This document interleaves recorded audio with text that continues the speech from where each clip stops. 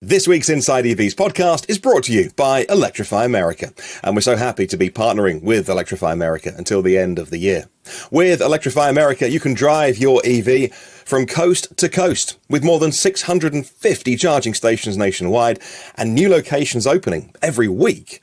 Electrify America is bringing EV drivers the freedom they need. Whether you want to plan a weekend getaway, maybe you're off to see some friends or relatives, maybe it's a coast-to-coast road trip. You can ask our Kyle about how that's done using Electrify America charging stations.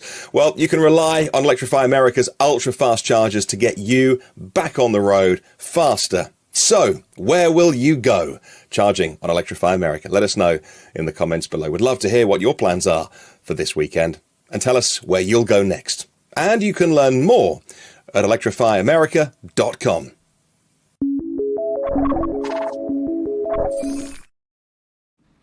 Hello, and welcome to the Inside EVs podcast for November the 5th, 2021. This is episode number 83. Our top stories today: Volkswagen ID.5 makes its debut, Lucid Air deliveries have officially begun, and Volvo introduces 3 new trucks. I'm Dominic Yoni, Inside EV's forum moderator and Inside EV's editor. Joining us today is the classy and cultivated Tom Malogny, Inside EV's editor and host of the YouTube channel State of Charge. We also have the maximal Mr. Martin Lee from the EV News Daily podcast, which, of course, is available on all the best podcast platforms. And of course, Kyle Connor joins us from the majestic halls of Out of Spec Studios. He also puts together absolutely breathtaking videos for the Inside EV's YouTube channel. Okay, so before we get going, I'd like to ask that you all, please subscribe to the show. If you're watching this on YouTube, please hit that thumbs up button and ring that bell icon for notifications. If you're watching us on Twitch, you can also ring that bell icon for notifications there. All right, so with that out of the way, welcome everybody and good morning. See what we're driving this week. Let's kick it off. Kyle, you have had a chance to drive the Volkswagen ID.4 all-wheel drive. I know you've driven the Pro and the Pro Performance, I believe it is, before. The Pro. So yeah, I've driven every version of the rear-wheel drive, but not yet the all-wheel drive. So I drove this before you did. That's crazy. That's right. Everyone did, because I was in Europe when this car launched in the US. And so you and you went, Brandon for Out of Spec went. I think Tom may have even driven ID.4 all-wheel drive. Have you, Tom? No. No, I didn't make that. I had something, I think, with Porsche that week. Okay. So anyway, yes, it's my first time driving this car, but I mean, I've driven Q4 e-tron, which is pretty much the same thing underneath. So, yeah, I mean, I guess I'll tell you like a half a second thing about it. We just put up a video 34 minutes ago, and it's an experiment on Out of Spec Reviews, which is like, you know, this car always does huge numbers for us. Everyone's so interested in this car. So we're like, it just arrived. What do you want us to do with it? And then we're going to try and do as many things as people comment on this video with this car. Either through, you know, TikTok or YouTube or some of our other video streaming platforms that we use. We're going to try and do everything. It's just more of a little challenge. It should be kind of fun. Overall, car seems great. I mean, it's really no different than ID.4 rear-wheel drive. I mean, look, Tom and I and Dominic, we all liked the ID.4, but not because it's really impressive in any one category. It has okay range. It has okay acceleration. It has okay styling. It has okay, you know, technology in the car, but it just is, the entire package is, I would say, more than the sum of its parts. It's extremely easy to live with every day with the brand new software on it. It's so snappy, zero lag, really awesome infotainment now, great driver assistance standard. And then you just get to the value. The base rear wheel drive basically is 40 grand. Then you get a $7,500 tax credit. Then you get a state incentive if you live in a state with that. And then you get 3 years of free charging on Electrify America. And so can you beat that value for such a premium, quiet, comfortable car that has all the room in the world? The answer is no. That's why we love it. And, you know, would I personally own an ID.4? Probably not. It's really not for me because I like something a little spicy and weird and interesting. But when anyone comes to me and says, Kyle, I'm just looking for a car, not even just an electric car, I just go, just go get an ID.4.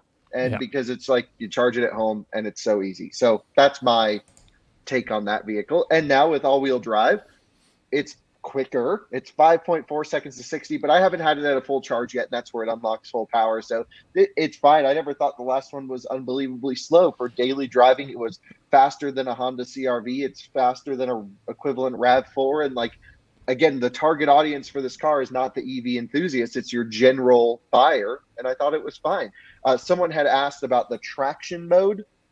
I'll explain that for 2 seconds. I won't derail the whole conversation. No, derail. The rear motor is a permanent magnet motor in this car. It's the exact same 150 kilowatt unit out of the rear wheel drive car. By the way, they both have the 77 kilowatt hour usable battery pack. And no, the new charging software hasn't come to the US yet, but hopefully at some point soon. I already tested the new curve on the small battery pack with mid battery pack in Europe. So you can go to Out of Spec Reviews and see the charging curve on ID.5 57, 58 kilowatt hour usable, whatever that pack is.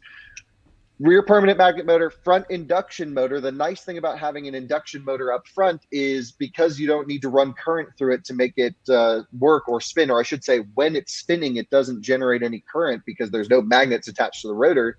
You have essentially a motor that can be completely shut off. And so this is how the car does such great in the EPA cycle. We're going to run it through our 70 mile per hour test because it's really just the extra weight of the front motor. Essentially, anytime you're at light throttle, it's just rear wheel drive, and the front motor, when you tip into it, starts to help. The traction mode in the car, according to my ears, sounds like the front motor stays on all the time, which is great for snow and ice. I know I derailed the conversation. That was a long explanation, but I figured for our audience who didn't quite know, how it works, that's how it would go. Someone is asking the most important question in the audience. So this is my Starbucks drink. This is actually, I got one last night, so I'm finishing up this morning. It's they wanted to know the order. We get this. You cannot believe how many times a day we get this question, at least 30 to 50 a day. So so let's just save this clip and we'll put it up as a separate video. Sorry, Blue's even excited. So hold on, let me yell at him. All right, so it's a Trenta strawberry acai with light ice, no water, and no inclusions, but still shaken. No lemonade. That's the order. God, you're like a Starbucks James Bond, right? Very specific, right? It has to be. Sometimes I go to a different Starbucks and then they don't make it the way mine does, and I'm like, oh, that's not so great. But they see us rolling up, and they know we're in a different car every day we go through, just to try and confuse them. But we roll up to the order. They say, we already got it, and then we just pull up. Good. Okay. Oh, Tom, you're muted. Tom and Dom are both muted. Sorry, guys. It's okay. Let me cut him for a sec. So, as you were talking about how much you love the ID.4 and said that I love it and Dom loves it, which is true, there were a bunch of comments, people saying just get a Model Y. Model Y is a better deal. I was watching those comments, and here's the thing. It depends on what you're looking for in a car.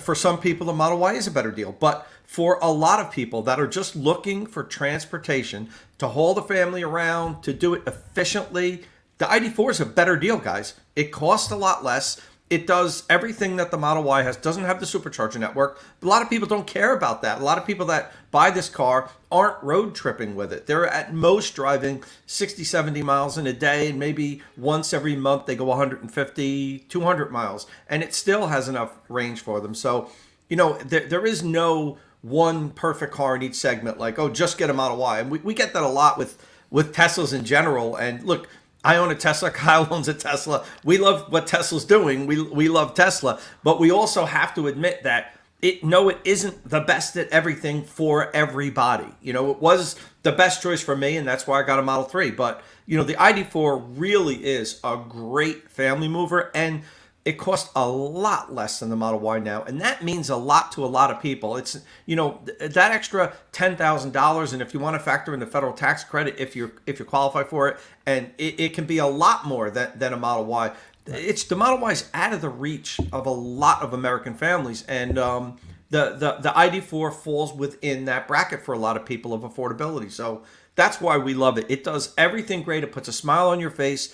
like Kyle said, which was great, it doesn't do anything like the best. It's not the best accelerating car. It doesn't have the best software. It doesn't have the most cargo space. It doesn't have the best features, but everything it does really well. So it makes the whole package a great car for the family, and that's why we're high on it. I've said this before. It was my favorite new introduction, I think, in 2021, and and I did like the Mustang Mach-E a lot. I think Ford maybe just didn't quite take that to the finish line, what they could have done with it. But the ID.4 is a great car, and I think a lot of people really are going to appreciate that. And I think it's going to be the car that pulls people out of ICE vehicles like Subaru Crosschecks, Toyota RAV4s, Honda CR-Vs. Those are the cars that all the families are buying, that you see in everyone's driveway.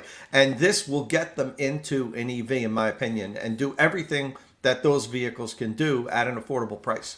Hey, Tom, I was just at this Volkswagen event in North Carolina this week where I purposely didn't drive ID.4 all-wheel drive. It was like a family lineup. They had one of everything. And I just spent time in the new GTI and Golf R because I'm a performance driving enthusiast. But when we did a little ID.4 presentation, first off, I just wanted to make a note, which I thought was really neat. The entire week, the entire presentation, ID.4 was front and center before any of the rest of their lineup.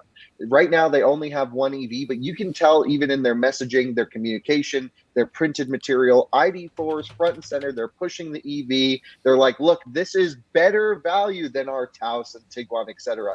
And I thought the most important statistic, or the most interesting, was 8 or maybe it was 9 out of 10 new ID.4 owners. By the way, they're sold out into like next year. They're like, we can't get enough of them because of chip shortages. 8 or 9 out of 10 new ID.4 buyers come from ICE. And that was their whole goal. They were like, look, we want, and they said we could have pitched, in marketing to go after Tesla, after Mach-E, et cetera. They said, nope, we went after CR-V, RAV4, the general small thing. And I think it's working for them. And even they're like, people are coming in out of their Tiguan leases and going for ID.4 now. And that is probably the first, I would say, traditional automaker that has such a hard push to sell their electric vehicles. At the end of the day, we see Ford really going hard with their Mach-E, but I don't think we've seen it to the point of Volkswagen pushing ID.4. They go just as hard with the Bronco, per se. Yeah, exactly. Like, but ID.4 is Volkswagen's flagship car right now. Absolutely. They literally told us at the test drive, we want this to be the next Beetle. This is the car we want, 10 years from now to say we sold millions and millions of them, not, hundreds of thousands of them. So, this is their global car. They're making it in 5 different factories around the world. They'll be able to churn out hundreds of thousands of them a year. They're all in on ID.4, and I think they did a good job with it. I think if they continue to push it and they continue to put them out there and they're on the lots and people get a chance to sit in them and drive them and see what it feels like, they're going to sell tons of them. Now, I want to comment also on a couple of the comments here. So Pete Bremy, a friend of the show, hey, Pete. said that the lack of one pedal driving is a deal breaker for me. And then somebody else responded that no, it has one pedal driving if you put it in B mode. That's really not one pedal driving. It makes the regen much stronger than if you don't put it in B mode, but it's still not a true one pedal driving, even in the B mode. The ID.4 doesn't have true one pedal driving. Right. And it's interesting because the people buying this car won't make that comment. So the people buying this car haven't driven an EV before, or they've driven something with less regen. So it's a very valid point if you know what one pedal driving is. If you love the e-pedal on the Leaf or something and you just simply cannot live without it, then absolutely it's a valid comment. I'm just saying no one's walking in to go, I'd have the car but no one pedal driving. Yeah, and but also, it would be nicer with it. Oh, it would be nicer, but the people buying this car don't know what one pedal driving is. So, and then no disrespect. Well, no, they might do, but they just don't care, right? They might have seen a YouTube video about what it is. They might have experienced it, but the typical buyer of this car doesn't care. It would be nice to have that switched on with software and over-the-air update. I'm sure they can, surely. They can, yeah. I already Right. asked them about that, and they said if our customers ask for it, we can add that. But Martin, that plays right into what you just said to what me and Kyle said, is that they're not going after the EV enthusiasts with, No. with the ID4. They're going after Rav4, CRV, Subaru Crosstrek owners. You know that and it's working because that's who's buying these vehicles now. Yeah. Yeah, and actually, as we were talking about on our group chat this morning, just a little $1,000 price increase overnight for Tesla again, 3 and Y. Didn't touch S and X, but it's 57,990. No tax credit, no negotiation with the dealer. It's $58,000 to get into the Y just with the long range, and so. If you want that car, we talk about the Tesla stretch, and people will do it. People are financing over like 5 or 6 years.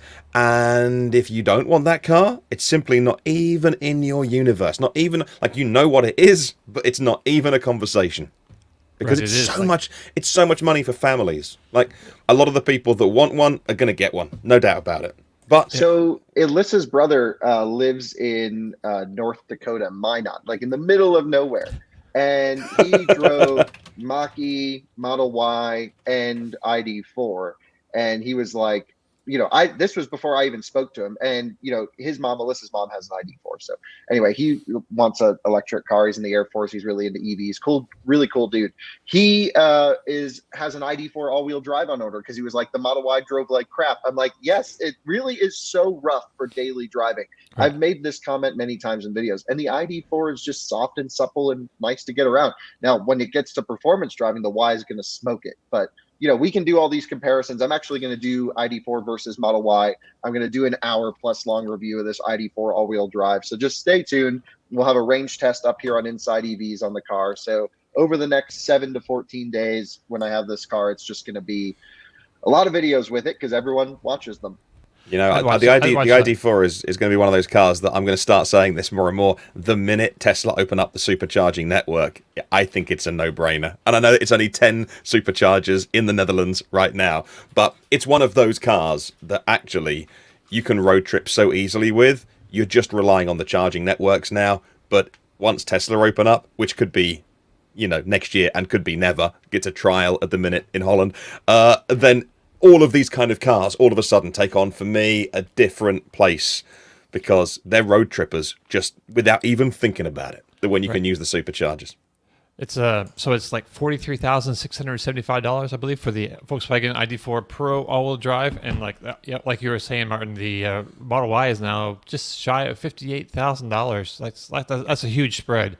Well, and the Volkswagen gets all the credits, and Tesla doesn't. Well, I mean, they might by the end of the year. 3 years free charging as well, which is a really big deal. 3 years free charging, really that's good. Deal. Yeah, I mean, it's just a great deal. I have a friend with he drives a Nissan Rogue right now, and I think I have him convinced to get the ID4. I can't wait to actually. I don't see enough of them on the road here in Tallahassee, Florida. They're everywhere here now. They're like, really? They're getting so popular here. I see all the old Leafs slowly dying away, and all the ID4s coming around. Yeah. So that's where they're all going then. They're always at the Electrify America stations here. I mean, I seem like I always, when I do a charging test, there's either an ID4 or a Mach-E at every Electrify America site that I go to these days. It's crazy. And let me pull another comment up here. Monster Cameron says, guys, y'all never mentioned crazy insurance premium on a Tesla. And that he's paying $310 a month. Yeah, what have you been up to? I have a Model 3, and it's no more expensive than any of my other cars at that price point. So I don't know what insurance you have over there or what your driving record looks like, but you better shop around because it shouldn't be any more expensive than another car in that price segment. If you price it against say a BMW 3 Series, that is the same cost as your Model 3. It should be virtually identical. Correction, Tesla 310 versus 110, he says. Put that on the screen. Yeah, that's a lot. And Tesla's rolling out its own insurance program too, right? Okay. Well, yeah. I don't think I would want that. I don't want Tesla tracking my driving and then basing my insurance off of my individual driving habits. Well, not yours. No, hell no. No, hell no. It would be so You weird can't to be afford like, that. you just sit on the highway forever, and then all of a sudden you're sideways at 100 miles an hour. You are. There is not enough money in the world when they know how you drive. No, allegedly. I meant on the track. I meant No, on of track. I course, meant of on course. track. Hey, Kyle, Yeah. I did want to ask, what'd you think about the ride in the ID.4 all-wheel drive compared to the Pro? Did you feel any difference at all there? Yeah, big Okay. difference. I think Okay, it's wasn't way just me then. harsher. It's way more buttoned down, way sportier, and I don't think I like it as much as the rear-wheel drive. But I'm gonna go. So we have a first edition here. So I'm gonna get out of the first edition and into the all-wheel drive. We're gonna do a whole video comparing rear-wheel drive to all-wheel drive, drag race, turning circle, the efficiency on the same loop of road. You name it, we're gonna try and do it. And like I said, everyone watches ID4 videos. So even if we make 20 videos with this car, we'll just roll them out over the next 2 or 3 months. So which ID.4 all-wheel drive do you have? Do you have the top trim? It's a Maxi Max one. Thing's 51 grand. Oh, okay. That's the one with I can't remember the name of the Pro the S trim. Gradient. Right, you have the gradient trim, so that's got the bigger wheel, so the ride's going to be maybe a little bit rougher, I think. Yeah, I don't think that's going to make too much difference. I have to Okay. check tire pressures on this car because it just got here, so they kind of just feel like you're a little bit high for range. But like Tesla too, I always back down pressures from usually what EV automakers say, and I'll give up a little range for some more cornering grip as well as some more ride comfort. Right. Yeah. I need to turn up my tires on my Spark EV. I think they're down to like 26. It's getting cold. Pressures will Yeah. drop, and just top them up as it keeps getting Yeah. colder. I need to get out of the car. So let's move on from that real quick. Tom, were you driving anything electric this week? No, nothing other than my Model 3. I didn't get anything new this week. Next week I'm going to get the rear-wheel drive Taycan is going to get dropped off for a week loan, so I'll be able to comment a little on that. Kyle's had that already, but Yeah. we'll be able to talk about that next week. So yeah, no, nothing new over here, Don, not this week. But okay. I believe that you did want to tell us about Zip Charge a little bit. Yeah, well, I did that post at the Global Climate Summit. A new startup in the UK called Zip Charge introduced a portable charger called the Go. And it's interesting. They haven't revealed all the details on it yet, but it's very compact. You can see in the picture there. It's like the size of a carry-on suitcase. It weighs less than 50 pounds. They're going to have it in versions that are 4 kilowatt hour up to 8 kilowatt hour. And it's a very intelligent piece of equipment. It has AI, it geofences. So if somebody were to steal it and take it a few hundred feet from the car, it disables the unit, and then you can track it. They're also going to offer insurance that if anybody ever did steal it from you, they replace it. We've seen a lot of these pop up recently, these portable, battery packs. And they got my attention because I think that they're focusing on some interesting things. They're really making it, vehicle to grid capable. They're talking about possibly setting up future leasing programs where it's very affordable. Maybe you could even rent it for the day. There might be locations, say in city centers, where there's lockers where they're stored and they're all plugged in, charging overnight when electricity is less expensive, so they can rent it to you for relatively cheap. So they're looking at the whole ecosystem of charging and not just saying, oh, we're making this for AAA or whatever. They're really trying to be future focused and say, well, what else could this do in the future? So I think they have a chance at doing something here with this product. And it rolls along nicely too, like a suitcase, and it's like 50 pounds, I think. And how many kilowatt hours? Yeah, so the smallest version that we see here weighs less than 50 pounds, and it has 4 kilowatt hour of energy. It charges at 32 amps, so you'll empty it in half an hour, let's say. That iPace looks so good, by the way. Exactly, it's stylish, Kyle. Yeah. So like I said, the thing that really struck me about the company was they're not just making this for roadside assistance. It is going to be something that people can buy affordably. and or lease, and they have some interesting ideas what they're going to come out with it in the future. Now, all that hasn't been. I spoke with them off the record on some of their business models that are coming up in the future, and I think that they're onto something with some of the programs that they're going to be used this for. They're going to be able to integrate it into different utility programs. It's not just going to be what you see as a portable device that charges your EV on this, and that's all it does. So, I think this is a company we need to keep an eye on. So one of my friends tweeted about this, and she said, "Oh, this is amazing! It's so good if you haven't got off-road parking and you live in a block of flats." And then all the replies were pretty hardcore, saying, "This is a terrible idea. What a terrible product!" And I think she just pitched it with one use case, and I kind of agree. Right? If you own an EV with a 70 kilowatt hour, 80 kilowatt hour pack or whatever, and you live in an apartment or a block and you haven't got off-road parking, and this has got 4 kilowatt hours of storage, and then you see a post online, someone says, "Oh, this is amazing, it solves that problem." It doesn't solve that problem. It would be useful in some use cases to be able to wheel it downstairs, take it back upstairs. If you've got an e-bike or something that you can't get in the elevator or you can't get to, or that would be fantastic.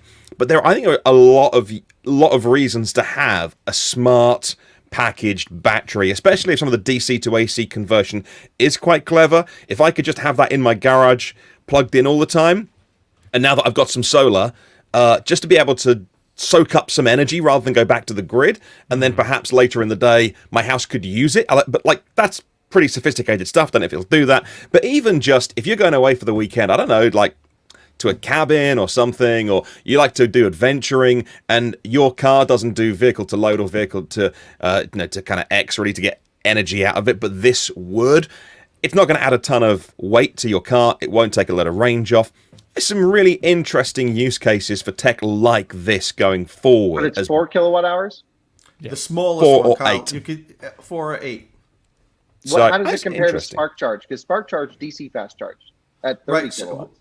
So Spark Charge DC fast charges at rates up to 20 kilowatts, but you have to have high pack voltage to get the 20 kilowatts. So let's say you get 12 dead. Yeah, I'm only pulling 12 or 13, so it's not that much faster. This is 7.6 or so, but this is much less. Like Spark Charge, you wouldn't buy that as a consumer. It's like $15,000. Like you would lease it, and it's mostly going to be used for roadside assistance companies. But this is a consumer product that.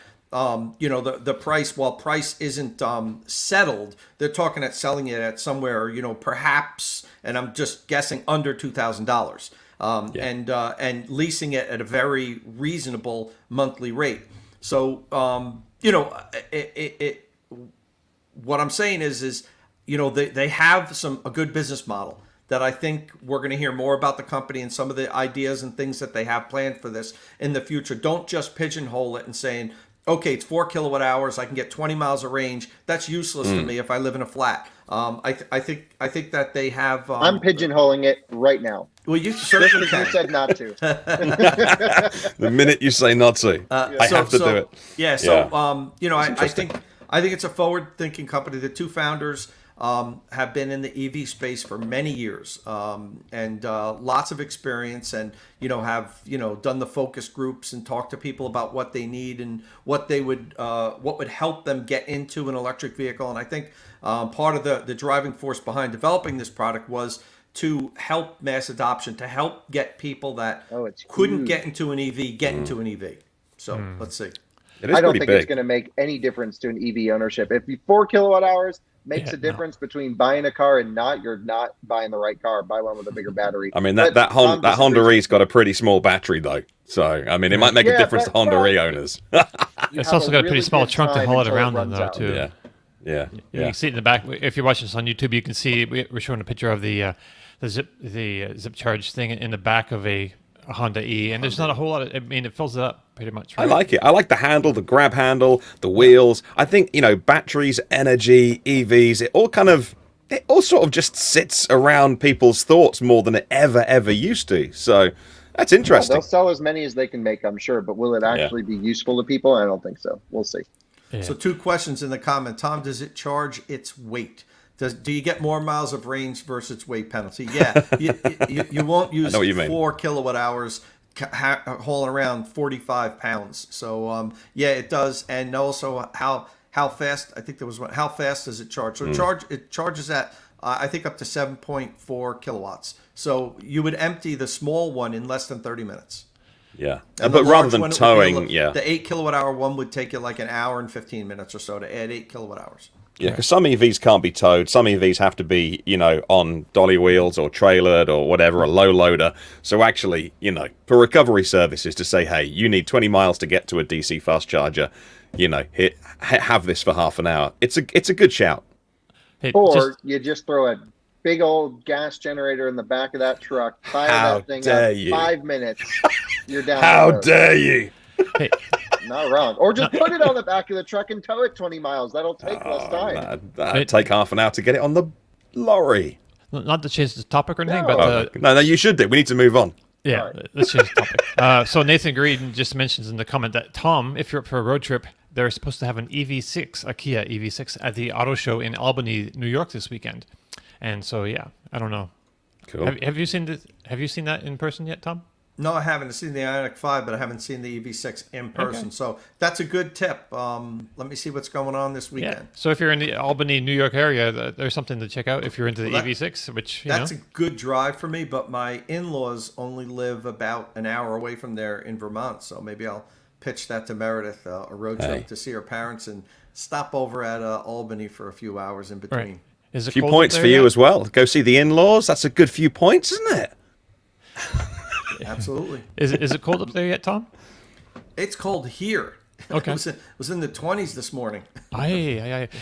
So maybe we should share a couple of cold weather tips if you got them. You've already gotten some snow up there too in Colorado too, right, Kyle? Yeah, we've had a couple days of snow, and it's, I think, just about below freezing right now still. So how does that impact you, like for new EV owners? Like, what Yeah, are like- some quick things that you should keep in mind? Yeah, I mean, I think this is a really good topic to bring up, and maybe we'll just keep bringing it up through the winter as well, because while we have a lot of electric vehicle experts on the channel that know what to expect and have been through the last 10 winters with their electric car, with such mass adoption, we're going to see a lot of posts. The first one being somehow, some way, electric car owners just in general don't understand tires on cars. Because in every forum posting, it's, why is my tire light on? And I'm like, this is no different than your car last year. And essentially when it gets cold, the air compresses. So there's less, air in your tire, which means the pressure goes down. So you just top it up. Yeah. There's step one. Step two is like, if you leave your car outside, it will not charge very fast, and you probably won't get regen if it's below freezing. Lithium crystallizes when it gets charged below freezing. So if you start to pull away and you're like, whoa, I had one pedal driving, or I had friction brakes, you hear the friction brakes going when you're using one pedal driving, like Leaf will blend friction brakes, for example, just to give you the same user experience. It's purely because the battery just won't charge when it's cold and it has to warm up. And same with DC fast charging. If you are on a road trip and, for example, you have the option to either charge at night when you're rolling into your hotel, or you're like, I'll wake up in the morning and charge before I head out. Don't do that, because that can take you 1 to 3 to 4 hours, depending on the car and how much it thermal throttles, to plug in. If it's really cold outside, wait for the battery heaters to even allow the car to start charging, and then slowly ramping up. So the road tripping ones, you've seen this in my videos. In the summertime, no problem. I just leave the car outside with a low state of charge and charge it in the morning. Winter time, though, you get that thing topped up at night, because two things happen. The car won't charge when it's below freezing battery pack, and it has to run battery heaters. Like if you plug in a Tesla in cold weather, it'll just sit at 0 kilowatts. You'll hear the motors going, trying to warm everything up on Model 3 and Y, and it won't charge. The second is you have less available usable energy out of your battery pack. So you'll actually see a big dip overnight. If you leave the car with 70% state of charge, you may wake up and it has 62% state of charge. It's not actually that much lower. The energy's in there, just can't be used. So if you warm it up, you'll actually get some of that back. And Tesla does a really good job of visualizing this with a blue section of the battery pack and a green section of the battery pack.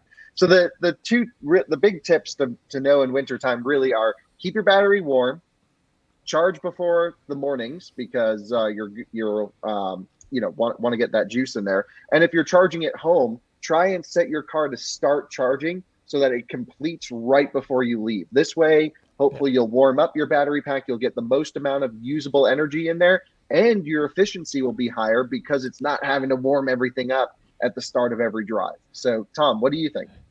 Yeah, so your point about setting your delayed charging, so that it's charging right before you leave in the morning, that's a great point. If people don't want to do that, you can just set preconditioning so the car will fully recharge when you get home at night. But then at an hour or so before you leave, if your car has preconditioning features, you set it to precondition. What happens is the car's going to wake itself up an hour or so before you leave. It's going to warm up the cabin. It's going to warm up the battery in some instances, depending on how cold it gets. But it'll get it nice and warm. And the one big point, the safety issue that I like to remind everybody about, Kyle touched on this earlier, is the fact that your regenerative braking is going to be much less the force when the vehicle is really cold, especially when you first get in it. So you may be expecting the car to regen and slow you down, and you ease off that accelerator, and you almost get the feeling that it accelerated. It didn't, but you think it. You get that feeling because you're expecting it to slow down, and instead it's coasting along because it's not using any regenerative braking force. So be cognizant of the fact that, especially when you first get in your EV, the regen is going to act differently than you're used to all year long. So understand that and be ready with the friction brakes, preconditioning, charging, regen. I mean, those are the big things you have to look out for, and understand your range is going to be less if you're new to electric vehicles and this is your first winter. You're going to be like, oh, there's something wrong with my car, because it always said I could go 210 miles. Now all of a sudden it's saying 180. Right. And the range is going to be less. And don't worry, you haven't lost those miles. They're going to come back in the spring. But people always freak out about that. I remember back in the early days when I was in the Mini E program and then the Active E program 10 years ago, and everyone was new to EVs, and there wasn't all these forums online of support where people could explain things. Everybody would bring their car back to the dealer in like November, and there's something wrong with my car. I could, every time I used to drive to work and I'd be at 50%, now I get to work and it's at 30%. Like I can't get home. And that was on the early days. Some people even had to return their cars because they had enough range in the summer, but they didn't in the winter, and there was no public charging infrastructure. You were on a leash. You could only go as far as that car could go. But now, and there's resources out there now for people to explain this. But understand your range is going to be less. Right. Okay. Thank you for that. So let's move on. Hey, on Wednesday, we released a midweek bonus podcast episode. It's a little shorter than our Friday show. We focused on the news that Tesla has begun a pilot program in the Netherlands that allows non-Tesla owners to charge at superchargers. All they need to do is set up an account on the Tesla app. Anyone can download the Tesla app, of course, and set up an account, and then they can use one of 10 locations in that country right now. We don't want to spend a whole lot of time on this today because we have a whole 30-some plus minute episode on the Inside of Each YouTube channel that you can go check out. But Kyle was unable to join us, so I wanted to get his thoughts really quick on this. So, Kyle. Yes. Have you? What are your thoughts? What are my thoughts? I mean, there's a lot there, so we don't want to crazy into it. But first, like a couple of good things about it, a couple bad things about it. Yeah, well, look, my opinion's not going to change what's going on with this. So it's more or less what are we seeing, and there's some really great things, and there's some potential stuff that will go wrong. First of all, great things. Well, it means that if this were to happen in the US with some sort of adapter, or I don't know, maybe Tesla might make the switch to CCS in the US. There's like hints here and there. We're seeing this open up. We're seeing the US CCS adapter. We're seeing their J1772 wall connector now going on sale for public. Before, this was only for commercial installs. They're seemingly embracing the standard more. and I can only hope that cars get retrofitted with CCS. I think the Tesla connector is better than CCS, no question, but I just want us all using one thing at this point. So site design seems to be the biggest issue at these superchargers, I think. I don't think we've seen any queuing problems at these selected superchargers that they've had. No. Some of them are, taking up 2 spots because the charge ports are all in different spots. And, this is just going to be a little bit of an awkward period. And, this can also help with future site design. I think all superchargers should be pull through, like the one pictured here in this picture, right, which was actually from an individual who worked for Fastned, right, yeah. Martin? And he was super thrilled and awesome about a competing network. So who is this guy? His name is Luke, and he immediately gave it a ton of praise, which is great. We think Fastned are a great operator, always publishing as much data as they can and putting it out there so we can learn about charge curves on their network, and also heaping a load of praise on Tesla, a competitor, saying, hey, it worked really well, very easy, very seamless. His state of charge was pretty high, so he's just ignore the fact that it didn't pull, the maximum speed, which for third-party cars is 150 kilowatts, very respectable. And he had just good things to say about how easy it was. You arrive, you plug in, you open the app, or the app's open already, you select what it is, A or B, the number, then A or B, and then you're off and away. You hit go, and you're paying, it's around 60 euro cents, a bit more, a bit less. That's cheaper than Ionity, and it's I think it's pretty good. It's more than, you can subscribe for 13 euros a month and pay 20 something cents, and it's a competitive price. I know I'm not I'm not being unsympathetic to those people that want value when they're charging, but because I don't do many road trips, and when I do, I've got a 3-year-old in the back. I just want it to work. I don't want to muck about to save a few pennies. And Tesla superchargers always work with Teslas, and they appear to work pretty well with third-party cars from all the ones that have plugged in. Of course, if you've got yourself a Polestar 2, then the charge port is in the correct place. If you got yourself an e-tron, then maybe you're going to be blocking some blocking. Oh, I tell you what, the internet has gone wild this week with Tesla fans saying you're blocking me, and other people saying I'm paying 3 times what you're paying. You should be grateful. I'm funding your network. I'll park where the hell I want. It's been a hot mess, and I've loved watching it.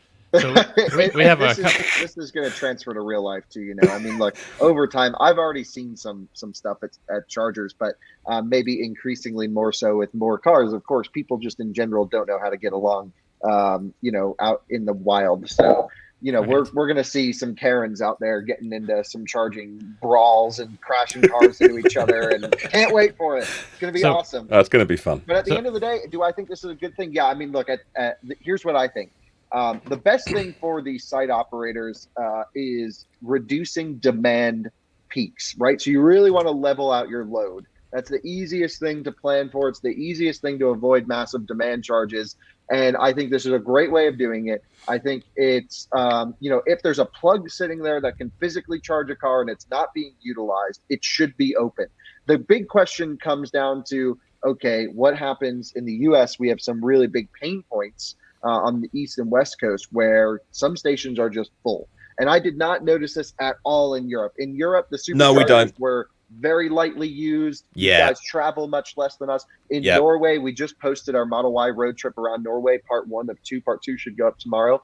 And you'll see we stopped at 20 superchargers around Norway, and I think we saw 2 other cars the entire trip. There are no queues. There are no queues on superchargers over here, and they are busy. Don't get me wrong. Sometimes you'll be like, "Oh man, I've got to share a stall and halve the power." But if you're listening in California, that at least we get to charge. So we even at busy times we don't see that. And honestly, they are building 8, 10, 12, 14 stalls at a station. So it's not like they're putting in small stations, and they're still. My drive up to London. Normally, I'd get to somewhere called Fleet on the motorway, which is about an hour and 15 into my journey. They're now opening one at a city called Winchester, which is about half an hour into my journey. They don't even really need to open it. I suppose if they're putting actually some service stuff in there, so they might as well have a supercharging station next to their service facility. And it's great, and it's a really again, it is all in a row, so some of those mirrored stalls or the drive-through stalls, I think, will be less friction than the ones that are in a row against the edge of a car park or something, because third-party cars. It's the pull-through is the way to go. If you're towing or you got a big vehicle, we need to think about that in the future. Yeah, so I think we just need big lots, pull-throughs, in smaller city places where maybe people won't be towing as much. Yeah, you could have the back ends, but I think we'll start to see less and less of that. That was the nice thing about Norway. I mean, we talked about this when we were on the podcast. You just pull up and you pull through most of the superchargers that we visited, mostly because of snow removal. You know, we have a big issue here in the U.S. where snow plows will push the snow into the chargers. One, you can't get to them, but two, they'll actually bend the chargers back. And then every spring they got to pull them back.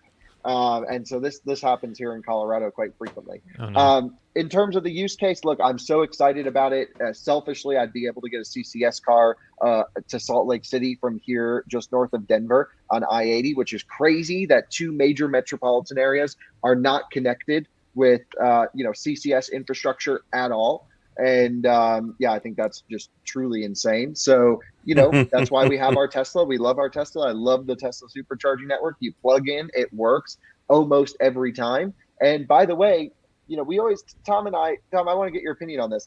We always talk about handshake times with Electrify America, with ChargePoint, with all of the other stations. But most notably, Electrify America has a really long handshake, and it just goes on and on and on. So long that sometimes it actually bricks the charging because it can't get all the information through in the amount of time that it has. Tesla with CCS, same standard. They have to operate on the same standard, I imagine. I plugged that sucker into a Model Y on CCS in Norway, and boom, instant. I was like, whoa, how is this possible? So what's the difference there, Tom?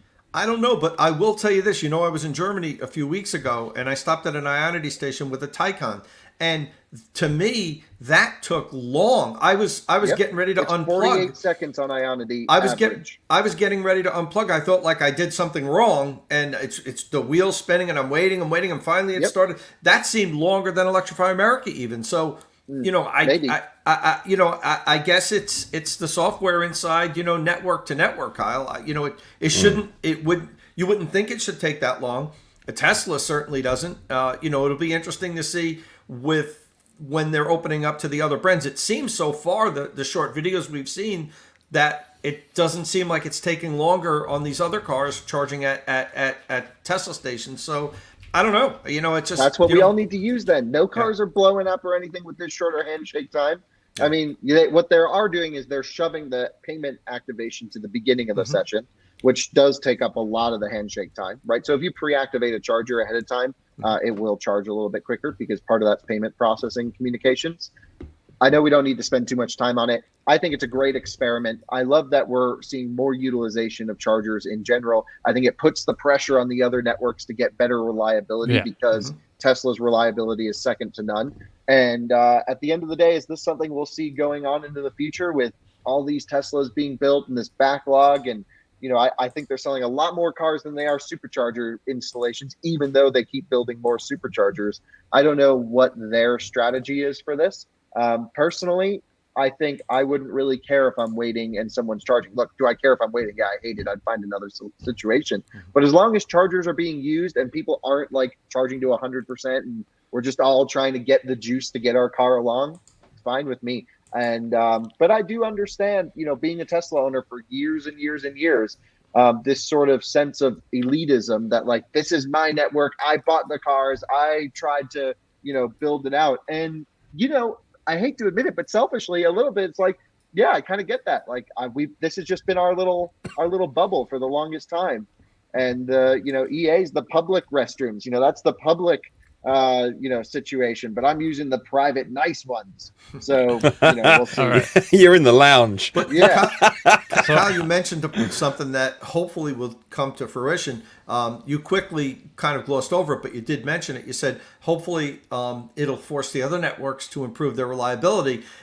Because if you have the opportunity to charge at a Tesla supercharger or another Electrify America, EVgo, whatever, and your experience is better at the superchargers, the next time you go to charge, where are you going to stop? So this could put pressure on the other networks to step up their game, which would be good for everybody. Right. Yeah. Although, Electrify America and others may still have an advantage at some points for some vehicles because they can charge up to 350 kilowatts. Yeah, but most of them can't right now. Signet chargers, is my understanding, they're capped at 150, which is most of the chargers across the country. Right. Generally, but there are some where you can plug up like a Taycan up to 270 or whatever. Yeah, it's so buggy when you get up to those speeds, though. It's okay. Yeah. I mean, it's really not. I mean, look, I'm gonna go take a road trip on one soon, and with a high charging power car and see how it does. But in general, I would say my experience, anything 150 kilowatt and below charges fantastically on Electrify America. As soon as you go above that, things freak out. And additionally, really quick, Dom, we talk about, it accepts 300 kilowatts or 270 kilowatts. You have to look at how long the car actually charges above 150 kilowatts. Sure. So, I expect it to improve over time, though. You're right. But where it is right now, quite honestly, it doesn't make that big of a difference on most electric vehicles if you plug in at a 350 kilowatt station or a 150 kilowatt station. You're talking about, staying there a couple of minutes longer. You'd barely even realize it. That's a fair point. Mm-hmm. Hey, I also want to mention before we move on that we have a couple great posts on this. Just like search supercharger on the main Inside EV's home page, and you'll see like an Everything We Know post and a price comparison post, and one that shows you just how non-Tesla EVs can block some supercharger pedestals when they attempt to charge. There's a great graphic there. It shows exactly where the port is located in all these different models. So if that like figures into your buying equation somehow, it's a great little graphic to look at. All right. So since we're talking about chargers, Martin, we should hear from our sponsor, I believe. Okay. This week's Inside EVs podcast is brought to you by Electrify America, and we're so happy to be partnering with Electrify America until the end of the year. With Electrify America, you can drive your EV from coast to coast with more than 650 charging stations nationwide and new locations opening every week. Electrify America is bringing EV drivers the freedom they need. Whether you want to plan a weekend getaway, maybe you're off to see some friends or relatives, maybe it's a coast-to-coast road trip. You can ask our Kyle about how that's done using Electrify America charging stations. Well, you can rely on Electrify America's ultra-fast chargers to get you back on the road faster. So, where will you go charging on Electrify America? Let us know in the comments below. We'd love to hear what your plans are for this weekend, and tell us where you'll go next. And you can learn more at electrifyamerica.com.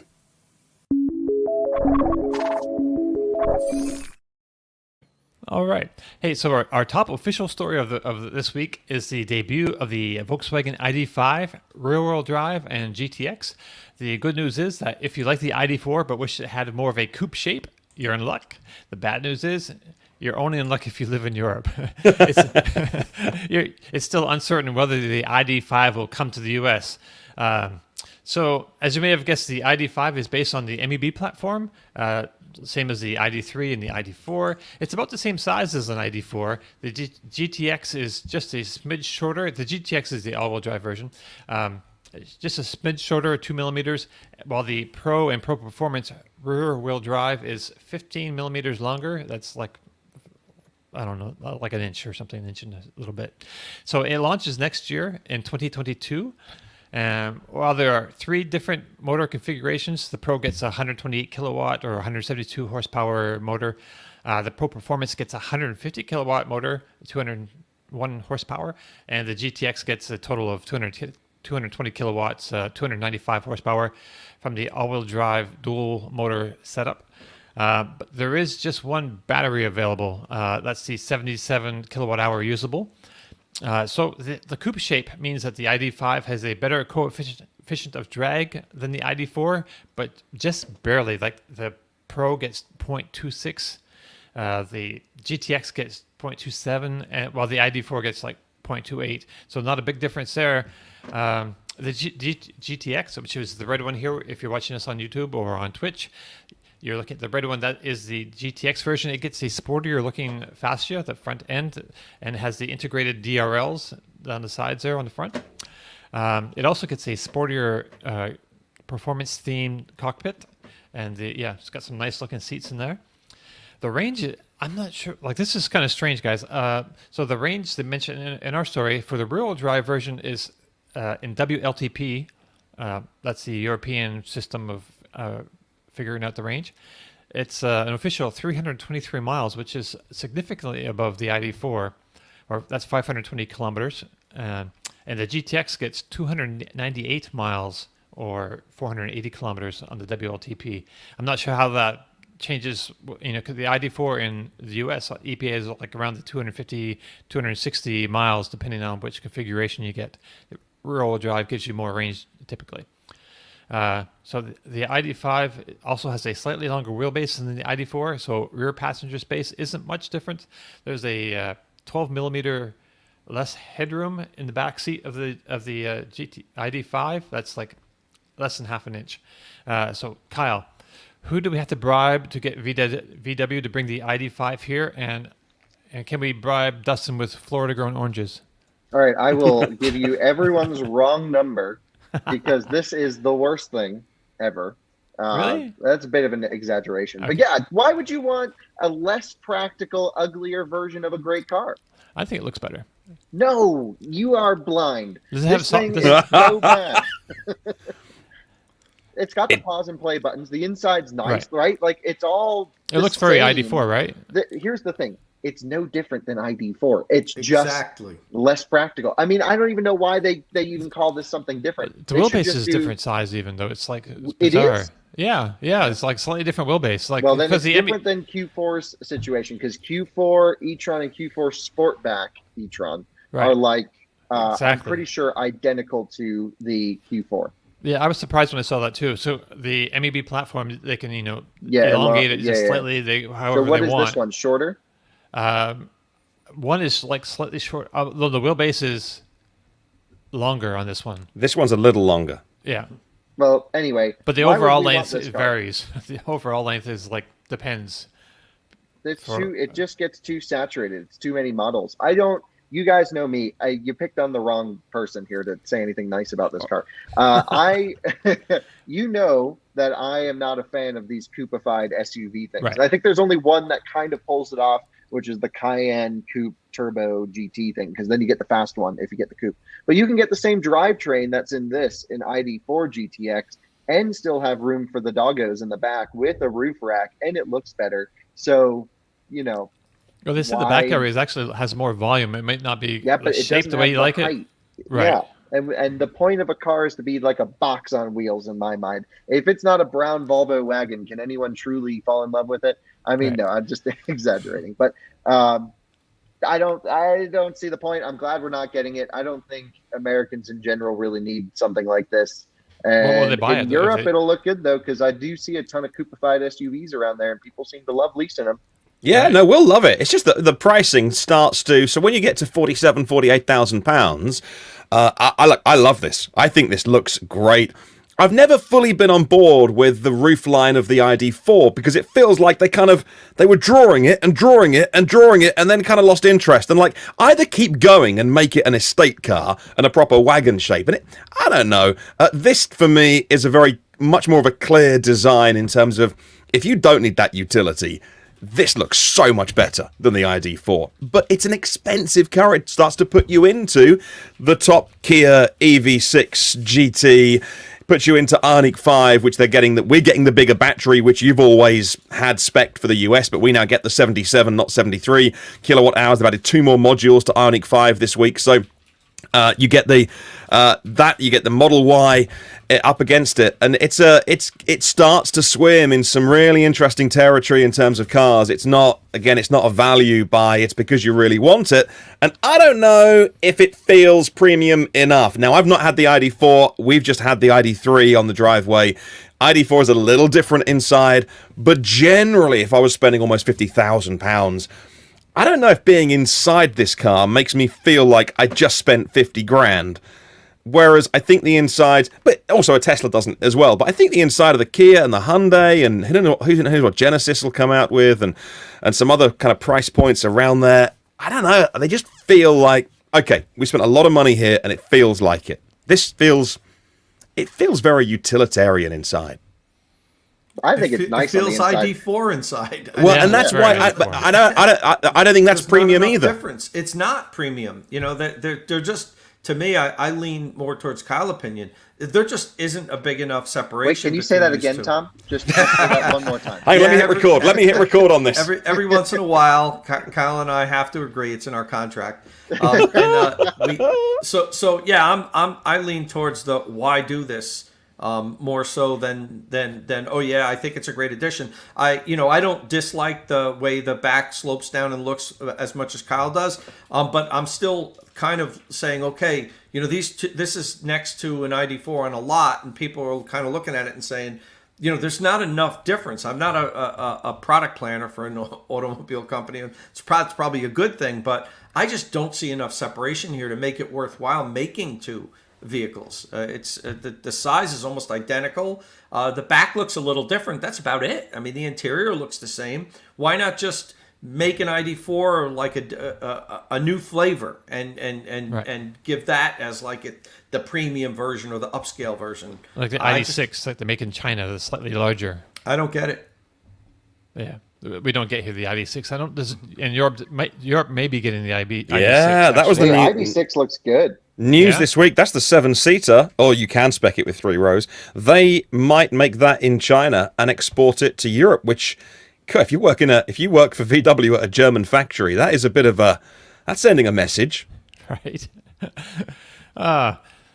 So okay, Martin, can you explain about that really quick? Because I saw Chief Deese was in some hot water with the union workers organization, and I know you've been following the situation that Dom has. Can you just give us a brief rundown? Because this seemed like everyone glossed over it, but it looked like a big deal. Yeah, this is a mega deal. So a few months ago, Herbert Diess was coming to the point of he is on a contract, and it was an effective, like a football manager, back me or sack me. And the board fully backed him, including the Works Council. Now, of course, VW have very loud voices on the board from not only the state in which they're based, who own a large part of kind of the local authority or council, if you like, but also the unions, hugely powerful in Germany, hugely powerful within VW. And he came out and said on his call that he did this week, he name-checked Tesla 13 times, which is unlucky for some, right? BMW, incidentally, did their results this week, and they called it that company in Texas. Wouldn't name them, right? Diess will happily mention them by name and said, if we do not change, there will be 30,000 job losses here. And the Works Council, or the kind of the union power, are making his position look tenuous. Be careful what I say. Just tenuous. And again, it's facing another vote of, do we want him to...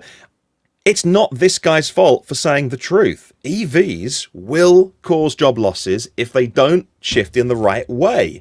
You can't blame him for saying... It would be negligent if he didn't say it. Right. If he was like a lot of the other companies going like, everything is fine.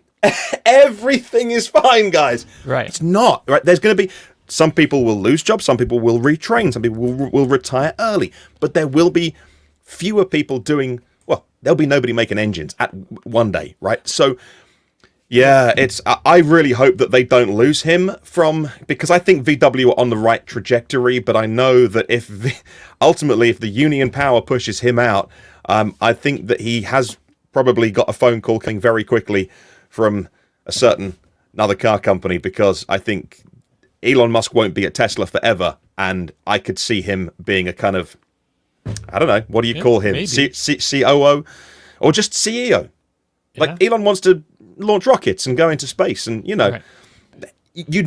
he can't do it forever. On Twitter. Yeah, Deese gets it, and he gets what Volkswagen needs to be, and he gets where the company has to go. And we all focus on legacy versus these new startups, but I don't think people understand the depth of how these established automakers, when they are pushing as hard as Volkswagen, it's almost as if some people are pushing way harder than they would ever have to at a startup to get electric cars made. And I think Deese has been such a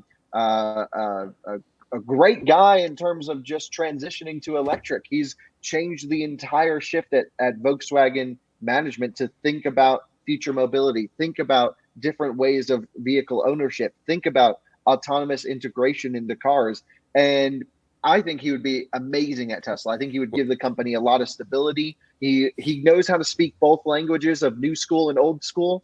And I think, honestly, he's Volkswagen's best asset right now. I'm lucky to know him personally. And, you hung out with him in Germany when you were over here in Germany. You hung out with him, didn't you? And you had a good chat. Now he's coming to the U.S. and so great guy, and really he's a car enthusiast, which is awesome. But he also knows how the business works on the new side and the old side.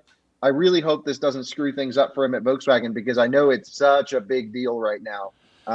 But we wouldn't have ID.4, ID.3, all of these cars, and really their future roadmap without him pushing so hard for it. Last time I checked, his pinned tweet at the top of Twitter, and sorry, just to jump in, last time I checked, it was about, it's still there. So his pinned tweet on Twitter is from, almost a month ago, and it's all about, we need a new mindset, a revolution. Here's a picture of our biggest competitor on stage. Like, this is not an accident why this is the first thing he wants you to see on his social media. It's, if they lose him, it's kind of remarkable. It would be crazy. It's kind of just remarkable that a competing CEO would do that. But so to his point, he's trying to say that Tesla is making a lot more cars with a lot fewer people than Volkswagen is right now, and they can't compete and do that. They can't do that into the future. But so I think that's a great point. And I'm like, yes, the union, they're going to lose their jobs one way or the other. If they can't be competitive, their jobs are going to go away. So cut now or cut later. But the union also makes a good point that part of the problem, the reason why they're not making so many cars is because of the global chip shortage. Management has not figured out how to get them chips to build the cars with, like Tesla has, So it's not just the way that they build the cars. It's also the supply chain management, which is more the C-suite executives or whoever, and actually the buck stops at the top, really. So they do have a point, Volkswagen's having severe supply chain issues right now, and it's really a mess. Not for everyone, yes, but I would say really they did not prepare for something like this as well as they should have. People talk about, over the years, people from the established industry have thrown shade at Tesla. Things like the screen, and said they're not even using automotive grade screens in their cars. And have there been issues like the yellow border issues, and have people but there's not 2 million people, or how many Teslas are on the road now, are all saying, hey, my screen doesn't work, because it's basically a big iPad. So they take risks, and it pays off sometimes. It pays off more often than it doesn't, and when it doesn't, they make it right, not always instantly. So they've got you've got to look at them and say, what are they doing well, and what do we want to carry on doing well as VW? So I imagine there's lots of voices in the company that just dismiss them outright. Look, the only reason there aren't cars coming out of Giga Berlin right now is because they're still arguing over the environmental impact of the water, right?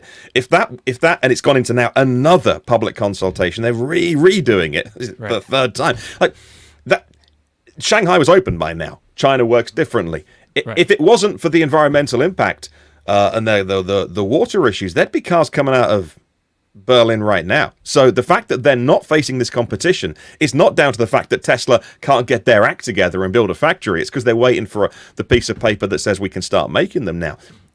But that's so German. So that's they're such lucky. A German thing. Yeah, they're lucky.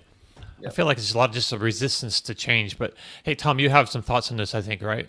I can see listen, if Volkswagen loses Dietz over this, it'll be a huge hit for the company. He's very forward thinking. He clearly set a path for Volkswagen, a few years ago, and was like, look, this is the direction the company's going to go in, and that's what you want your leader to be. You don't want somebody saying, well, we think electrification, but you know what, we're also going to make hybrids, and we need to do this, and we need to hedge our bet, and no, the guy came in there and basically said, electrification is the future. We're going to reshape the company. We're going to be global leaders in electrification, and boom, they've been doing it. So anything less, and the company is going to suffer long term. The workers that are so concerned about losing their jobs now, as I think you said, Dom, it's going to happen eventually. And it's not just electrification, automation, manufacturing lines. It's everything converging at once. And yes, we do make more with less physical labor. You can't fight that. It's going to happen. But there's plenty of jobs with electric vehicles. It's not like Elon's vision of the alien dreadnought, whatever it was, where it's the machine making the machine, That's and like Star Wars making the robot, the fighting robots or whatever. We're not quite there yet.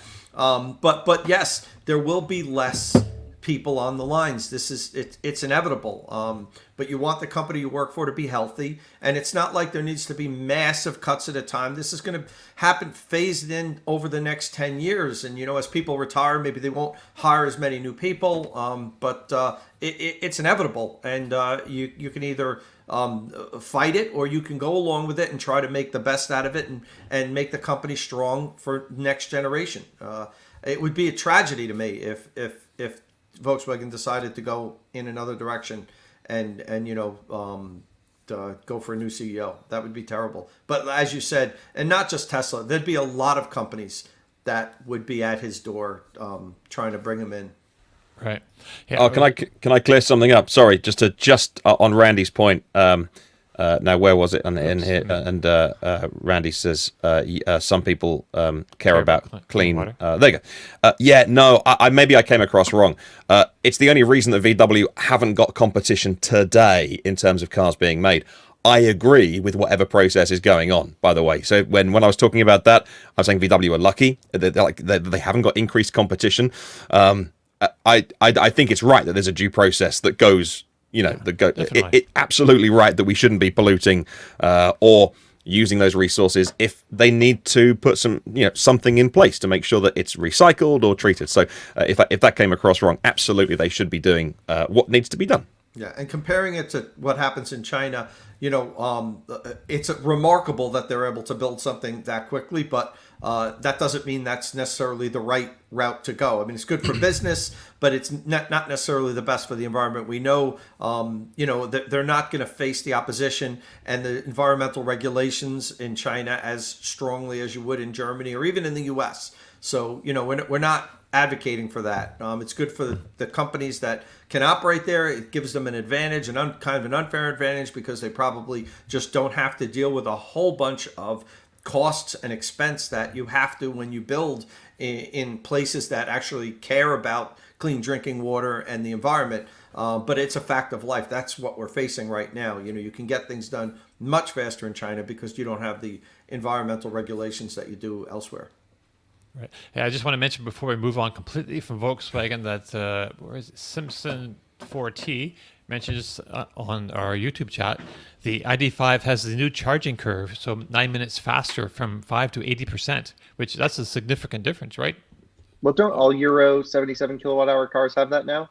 Or they're the software is rolling out? It's free now. It's coming. If you haven't got it, it should be coming. It should unlock either 135 or 150 kilowatt peak and a better curve. I heard 170. Ooh, yes, please. We'll have that. Yeah, because 130 was on the mid-spec pack that I had in the ID.3. That did 131, 132. And so that's going to be probably the same curve because I think it's just downsized for the modules in the pack. So can't wait for it. It's going to be the best thing ever when that thing rockets 175 kilowatts, 0 to 30% or so, and then from 30 to 50, it'll stay over 110, 115. That's a good curve. Right. And we also didn't mention much about the software either. The ID.5 comes with the new software package. It's like software 3.0, I believe. So yeah, it's but got, this can all be updated, right? Right. And it's got over-the-air updates as well. So it's got Spotify and the Apple Music and driver profile stuff going on. But yeah, but we should move on to something else because, man, we're chewing into our time. We haven't even touched our other two top stories yet. Well, you picked the wrong top stories. I thought it would be. I know, I did. What's the most interesting one we talked about? I don't know. Let's continue. I wish y'all would pick. I stay up. Yeah, that's on me. So anyway, it was just a month ago that Kyle and Tom got to tour the Lucid plant and take an Air prototype for a spin. Now the company has achieved job one, making its first customer deliveries and becoming the first new and legit all-electric automaker. It held an event handing over maybe 10 or so Dream Edition cars. It plans to deliver about 520 of those altogether, which totally by coincidence is the EPA range for these cars. So that's 520 miles. So great. I can't wait to get a hold of those. For Kyle to get or Tom to get a hold of those and drive it at 70 miles an hour for a range test. So later they had also had a little rally featuring maybe 20 vehicles. Some of those were probably prototypes. They drove from their offices over by Fremont across the bay up to Alice's restaurant on Skyline Boulevard in the Redwoods. And so yeah, congrats to them. Any word, Tom, on when you or Kyle might get to spend a little bit more quality time with one of these? So no, Kyle and I were just talking about this privately. I'm personally a little disappointed. It seems like I had been in great communication with Lucid for so long. And look, I understand they're busy now. They're doing the launch and everything. But it's like now I can't get a hold of them for anything. And coming up to the vehicle launch, it was just like, oh, yeah, like we love you guys. And we can give you a car for this. You can get a car for that. And now it's kind of like a little bit of radio silence. And I'm personally a little disappointed. That's all I'm going to say about that. Right. That's kind of nice. We're showing on YouTube the screen or on Twitch the handover ceremony. There's 1, 2, 5. There's a bunch of like a dozen cars there. I think about 20 cars on the first day. I think. Okay, but behind the cars they had like the names of the owners sort of marked out. So I don't know. We should do some Googling and see if we can't figure out who these people are and get some. I haven't seen a whole lot of owner first impressions yet on YouTube or anything. I don't know if these are the kind of people who would do that sort of thing. It's like a luxury car. Maybe they don't have time. They need to spend their time working to make the money to afford this thing. I don't know. No, I think it's more like it's the third car in their garage, Dom. So yeah, they would be able to loan it. Right. Yeah, so we'll do some research after the show, or I will. Yeah, if anyone knows of anyone who has a Lucid who, is open to us testing the car, figuring out what it's all about, because no independent testing has been done on this car. You've seen independent reviews, but you've never seen accurate range testing, thermal management testing, charging testing, anything like that third party, which to me is absolutely insane that a brand new car is on sale in the hands of the public, and no one knows how it works in the real world. There was one video came up that's showing it charging, and so it doesn't charge quite as fast as it's supposed to yet. Well, but we don't know if the pack was cold. We don't know. Okay. All the other variables that could go into that, right? That's your point. That's your point. It's a one screenshot, and there's so many. We don't know if it's not unlocked. We don't know if the Electrify America station, for some reason, was just dishing out 251. So, yep. That's why we need to do the testing. And, let us tell the story. Tom and I went back and forth on this. I think they're scared of their cars. Honestly, I don't think they have full confidence in their product, which is the only reason I would think why the only people doing deep, nerdy EV testing in the U.S. aren't getting calls back. And this is on Twitter. This person who posted that photo is called Tesla to Lucid. So that, the number 2 Lucid. So it tells you a little bit about their journey. And yeah, I'm looking in real quick to see if there's anything great. Yeah, not a whole lot new as far as like reports on what's going on. So yeah, we'd love to take this thing for do some testing with it. And since we don't want to wait on the company. If you have one, give us a call. And yeah. Yeah, we're gonna start looking for owners' cars at this point. They can't stop us from testing, so We'll find someone willing to loan a car. We'll get it, and look. At the end of the day, our job's to test the cars, not to sort of pump up the PR departments all the time. So we're gonna get cars. We're gonna do the things we got to do, and should be great. It doesn't really matter where the car comes from. Lucid wants to give us one that they've gone through, that they feel is a good, accurate representation of a production grade vehicle that they feel comfortable loaning. Fine. If we want to go find a car that maybe was tampered with an owner and who knows how it goes, we'll go get cars from owners. I'm not particular, but we're going to report it as that's the car. Right. And we'll get one. We're going to get a hold of one sooner or later, and do the full testing, range tests, DC fast charge test. Kyle and I might even get together to do this if we get a car. So right. Let's 500 see. miles, man. I mean, you might need to share the driving. We might need to take turns for the range test. Right. That's a long drive. Yeah. Yeah. Let's see, pee in a bottle, but I don't want to mention that on the air, right? Yeah, no, right. I don't go to that length. No, I do stop, and every now and then I'll get a complaint on when we do the range test. Someone will be watching the software, and they'll be like, "Tom, something doesn't jive with your range test because you say it's 70 miles an hour, but if you do the math." You drove a half an hour longer than what 70 miles an hour would have taken. So were you going slower? And I'm like, no, I stopped twice on the turnpike at the rest stop to use the restroom. Is that allowed? Can I pull off the highway for 3 minutes and pull right back out onto the highway? No, not a real test. All right. Hey, so we haven't talked about Volvo Trucks very much here, or maybe at all on the podcast, but I think it was worth some of our time just to take a quick look at what they're doing because yes. It's okay. So just to make sure there's no confusion, Volvo Trucks is a separate company from Volvo, the automaker, but they've been pretty aggressive on the EV front, and they last year announced that all of its models will have an electric version. It's had 2 electric models since 2019. FL Electric and FE Electric. They don't have super descriptive model names. They don't need to. It's a truck company, commercial trucks. In North America, it already sells the Volvo Vnr Electric, and that's a Class 8 truck.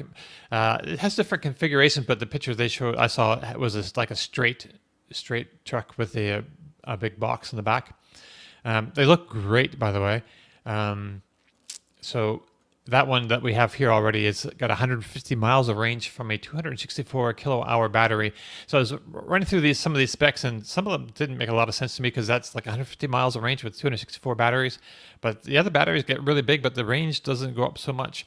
But anyway, so now this new announcement, they've got 3 additional new trucks coming for mid-2022, the FH, FM, and FMX Electric.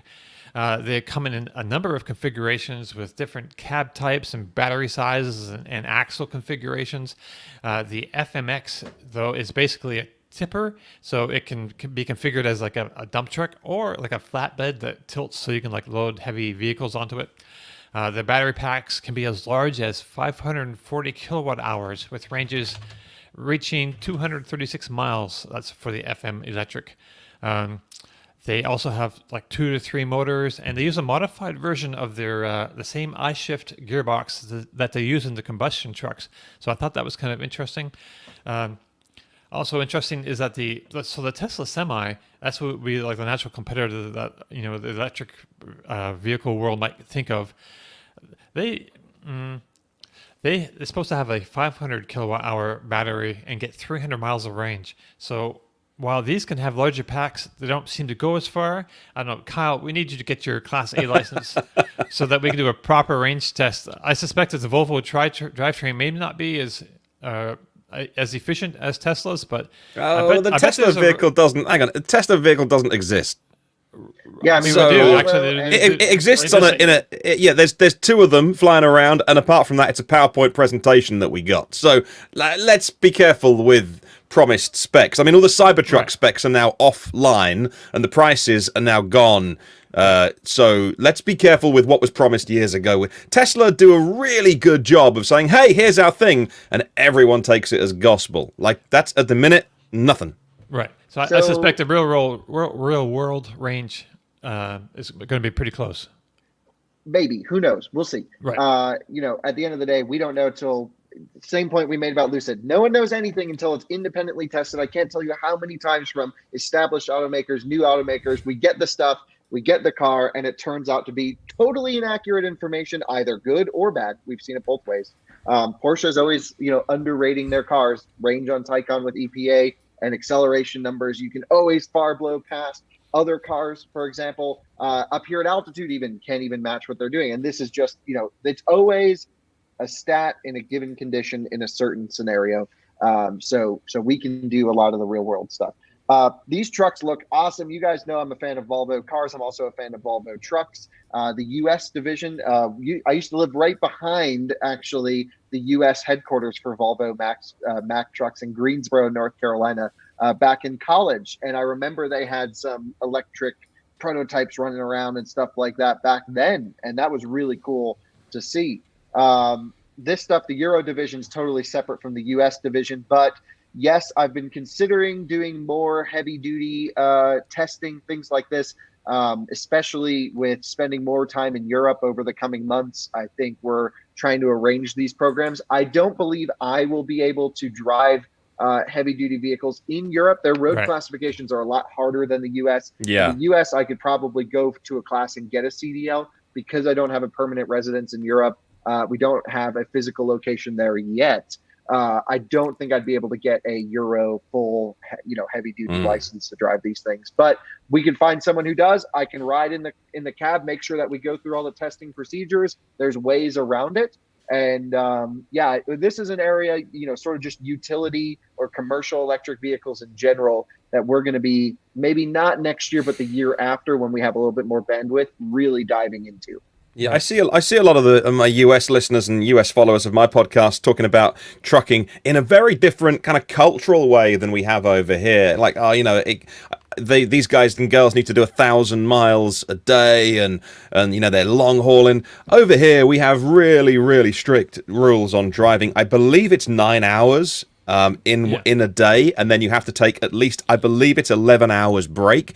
So not only are the distances here shorter, but the rules around drivers. So at some point, you've got to stop the truck and charge it. So it is different, different over here. So that's why electric trucking, I think, is going to perhaps maybe come from Europe a little bit more in terms of it's just more useful over here in terms of a lot of the US cases at the minute are going to say, well, hey, we just need to stick with diesel for a little bit longer. And the rules, to be clear, Martin, the rules in the U.S. have gotten much more strict recently with regards to how long you're allowed to drive. And I mean, you lose your license if you drive a couple minutes beyond what you're supposed to. Everything's being monitored. It's all electronic logs here. Yeah, it's not like the old days. People used to keep 2 logs. Yeah. And you see, in my mind, that you're all Chris Christopherson in 1977 in Convoy or whatever that film was. That's what it was like. It was like, how fast could you get from New York to California? That's how much. That depended, how much money you made was like, how fast can you go cross country? Yeah. Damn the sleep, just keep drinking coffee and get there. It was like cannonball runs for freight. Yeah, and it was that way through COVID. Through COVID, they didn't do log checks when the roads, when we were in lockdown and things like that. Truckers were just ripping, going, hard across the country. Now, though, you see more trucks pulled over than cars, and not because they're speeding, but because they're doing weight checks, load checks, log checks, things like this. It's very wow, here. That's interesting. Yeah. Okay. So, they have not only do you have to drive through the scales and get weighed and different things like any commercial vehicles. We also have most vehicles have to go through this, in Florida at least, like produce kind of pullovers. Yeah, you got that checkpoint at all your borders. Yeah, even across. I used to drive from here to Lake City in a big 26-foot box truck, and I'd always have to pull into the place. And sometimes they would, take a look in the back, and sometimes they don't. It's like it's just an extra little stop. It's so it's not the Wild West like it used to be, for sure. Yeah. Unfortunately, because I love those movies, but maybe not Right? the best thing for our general. Yeah, man, no, those are like, over people not sleeping and taking illegal drugs and just to stay awake and all that. Wow. It's good that we've moved on from those days. Good movies, but Good movies. yeah. All right. So I So- just wanted to also Let me mention. cut- we had a couple people mention. Sorry to cut you off, Tom. A couple people have mentioned. Have we talked about the Toyota BZ4X yet? Not in this podcast. It's not on our list. There's really nothing that new that came up with the vehicle this week. We have in the past, and we will Right. once we get a little bit more information on it. I think I'm going to be seeing that in person myself in just a couple weeks. I'm looking very much forward to you. that. Cool. Yeah, I don't know if they're going to let us drive it. I kind of think maybe not, but No chance. It's going to be really great to kind of just see what they got going on in person. Oh, we got a little message here from Antonio Avendano from Volkswagen Chattanooga operations. So we talked Get a the- lot about Volkswagen today. So hi there. Get that place opened up. Yes. I'm sure they're trying. I'm Get sure they're back to trying. work. Well, they're rocking with other cars right now. They're doing Yeah. Atlas and Passat, I want to say. Right, but they're Maybe they're get tooling up the whole Chattanooga, expanding it to produce the ID.4 there as well. Yep. Which will hopefully, I don't know if that's Don, it's you not got official. to go there. That was I got cool. to go there and visit, yeah, and get in. I've only been on the outside. Oh, really? And that Yeah. that should. Oh yeah, your video where you were touring around the I perimeter, was like snooping around. some sort of stalker. That was quite a. Right. I like that video. That was fun. I'm yeah. like looking in. What can we see over here? But this was just on a road trip. I was just going through Chattanooga, so I was like, I got to go check this out. Pretty and cool. I had an ID4 there too. And it should be open just in time if your lawmakers agree that extra little tax credit for cars made in the USA. It's another little Yep, reason to that's buy the big ID4. one. Yep. Right, but it's not a union shop. No, right? it's Yeah, not. so it's only $500 for U.S. made. Oh it's only yeah. $500. Oh, Is it- I didn't. So it's not union there. I didn't realize. Yeah. Oh, it's not. No, it's not union. That's why So not to derail everything. So Ford is going to be opening up a new thing in Tennessee, right? That's in Tennessee. Yeah, it looked like the a huge Blue Oval facility. City. So Yeah, it looked massive. I have the feeling that they're not going to be unionized there when they do that. Maybe they are. They haven't said either way, which I find suspect because usually if they are going to be union, that's going to be all over that news release. But I don't know. It's just something that it caught my attention and I thought I'd bring it up. Hey, Antonio, because he's working at Chattanooga, send us a picture of the final Chattanooga edition Passat. I don't know exactly what it's called, but they did a whole Passat dedicated to Chattanooga for really? the final run. It's pretty cool. It'll be this nice green color. It celebrates Chattanooga. It'll be kind of neat That's a nice town. because I really it's running out. This is the last of production. Right. That's a nice little town they got. And a bunch of little towns in Tennessee that are just like Chattanooga. Chattanooga's a great city, by the way. Yeah, I was just saying. There's like not Memphis, not Nashville. there's Nashville. There's a couple of other smaller ones though, not in Memphis or Nashville. It's a great state, good whiskey, anyway. great driving roads. If you go to Yeah. Eastern Tennessee, Western North Carolina, the best driving roads on the planet. It is great. All right, so we should probably wrap it up. I did want to mention that Rivian has announced some. As part of their going public, by the way, for a lot less than we originally thought. I think originally they were going for like an $80 billion valuation, which is like totally nuts. So now it's like been tapered back to like 50 billion, which is still a little bit kind of crazy, but obviously way better than 80, or more realistic. But still, it's still bigger than Honda. It's still bigger than Stellantis for a company that has made nothing. I know they've been around for 10 years. 180 Rivian pickup trucks. Yeah, they want to make 156 1,000. delivered. They want to make 1,000 of them this year. So, Right. but that's a valuation bigger than car companies shipping millions of cars that have been around for 100 years, and it's Right. like, Well, man, the world's gone crazy. The stock market is not reality. It's not a reflection. I of don't reality. pretend to understand it, to be honest with you. I mean, Tesla is up over $1,200 something a share. It seems like when Tesla gets on a roll, it just keeps like, man. I think it'll drop down a bit after a little while, but right now it was like up $40 or something a share yesterday. And that's after they've done a 5-to-1 split. So, from the original $20 that they or $25 that whatever it was that they the IPO'd at, that is now $5,000-$6,000. What? This doesn't even make sense. Yeah, but then they also split, right? So it's not a direct linear curve. Yeah, they did a 5-to-1 Right, split, and then but if you took that split out of the equation, it would be like a $5,000 some dollar share price, right? But that was like the news this week that somebody had done the math on if Hertz did buy all 100,000 cars in this order that's apparently not even an order, because Elon Musk said, "Oh yeah, there's no contract with them. They can go. They can have cars. Like that, yeah. Like they've been going online and just paying their deposit and getting the car, and then there appears to be friction this week between Tesla and Hertz because Tesla won't prioritize them. Like their customers are waiting almost a year to get cars, and so they're like, "Hey, join the queue," and that hasn't gone down well. So this 100,000 cars that isn't 100,000 cars, that was just a thing apparently, was or an intention, with or a memorandum of understanding or whatever.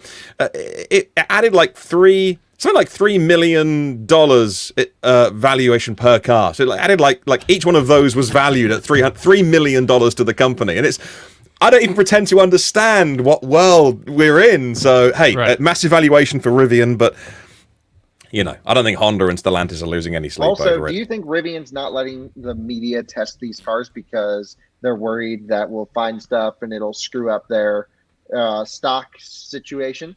Yeah, they'll be in a period now of what's it called? Quiet. Yeah, they're not allowed to right now. Yeah, They're because IPO. Dead silent. I think after the IPO, we'll see a lot more activity from them. We better. Or we're just, track one down. We need to find an owner with one of these cars again. If anyone owns a Rivian and doesn't work for the company, I don't know if that exists. But if you do, please, we need to do some testing. I've mentioned this before, Kyle. I have a friend that is one of the early reservation holders. And, he's here in New Jersey, and he has told me, Tom, as soon as I get that, it's yours. You do whatever you want with it, and he even said you could come when it gets delivered, come with me to pick it up. Yeah, you should film the delivery experience. Yeah, exactly. So, supposedly he's one of the early reservations. He said he reserved it like the first day. And when I talked to Rivian, they said, well, it's kind of, the early reservation holders, it's going to be location based. And where is he? And I said, New Jersey. And they said, oh, good. That's one of the higher priority places or whatever. I think they're somehow, depending on where you are, it's maybe because of logistics delivering them, they're going to prioritize certain regions. And so they said, oh, yeah, that's one of the early places. So, we should be getting one pretty soon. Yeah, maybe get in touch, see if there's been any transparency as far like communications with the company with him to see, if he's got. There's nothing. We're in touch. Oh, okay. Dom. Okay. Yeah, there's nothing yet. No set right. dates. I'm just anxious, man. Yeah, so am I. Hey, I got a deposit on one, so Oh, that's right. As soon as I get to experience one, if it's good, that's what I'm going to go for. I'm going to cancel what I have on order and go for R1S. But no one knows if it's good. We don't know how it charges. We don't know really how it drives. We don't know all the deep software niggles. I don't know if you can drift it. That's a big deal. And so we'll have to see. No, I'm not joking. It really is. Yeah. Like it is a big deal for you. It is. Yeah. I don't know if you can drift the R1. Oh, it's got drift mode. You can That's what I'm drift saying. it. It says it has a drift mode. So we need to see if that's just for dirt or pavement. But, I have very odd qualifications for a car. The car needs to do well on track. It's going to be our camera car. This thing's going to be on the limit of range, of charging, of traction, tire grip, and off-roading. Like, it's going to be pushed to its limit in every possible way. Right. I need to see if it can hold up to that for a year. They should give you one, really. No, really? They should do. They should do. We shouldn't accept a full right. That's car. true. You don't want to be But indebted we to can them. take for one sure. for loan for a year, but we would never accept a free car. Yeah, we would have to go back to them. All right. So we're a little over our time. So that brings us to the end of our show. If you have any questions or comments, you can leave them on the Inside EVs Forum podcast thread or on our YouTube or Twitch comment sections. If you like the show, please give us a thumbs up. If you're watching us on YouTube, don't forget you can find and follow our panelists on Twitter. Follow Tom Logney at TomLog, that's with 2 M's. Martin Lee is at EV News Daily. Kyle Connor is at It's Kyle Connor. And I'm at Dominic_Y. Click subscribe, please, and tap that bell icon for notifications because we are doing some pop-up shows midweek. And we'll see you all again next week. Ciao.